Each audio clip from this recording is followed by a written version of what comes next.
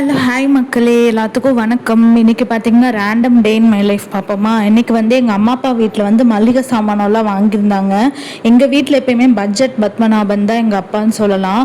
மாதத்துக்கு நாங்கள் 3 பேர் இருந்தாலுமே முன்னாடியெல்லாம் ஒரு 1000 ரூபாய்க்கு தான் வாங்குவார். அதுக்கு மேலெல்லாம் எதுவுமே வாங்க மாட்டார். இப்போ பார்த்திங்கன்னா 2100 வந்திருக்குது மக்களே. இவரோட பில்லு பார்த்திங்கன்னா அதுக்கும் வந்து பருப்பு, சர்க்கரை, ஆயிலெலாம் ரேஷனில் இருக்கிறதே யூஸ் பண்ணிக்குவாங்க. ஏதோ 1 லிட்டர் மட்டும் கோல்ட் வின்னர் வாங்கியிருப்பாங்க. மற்றதெல்லாம் ரேஷன் பொருள் தான் நாங்கள் யூஸ் பண்ணுவோம். அதுக்கே இவ்வளோ காசு வந்திருக்கு. இப்போ விலைவாசியெல்லாம் பயங்கரமாக ஏறிச்சு மக்களே. அப்புறம் அன்றைக்கி கிளைமேட் பார்த்திங்கன்னா கொஞ்சம் இதாக இருந்துச்சு. டக்கு டக்குன்னு இப்போ வந்து கிளைமேட் மாறிட்டே இருக்குது. கோயம்புத்தூரில் டக்குன்னு வெயில் அடிக்குது, டக்குன்னு மழை வருது.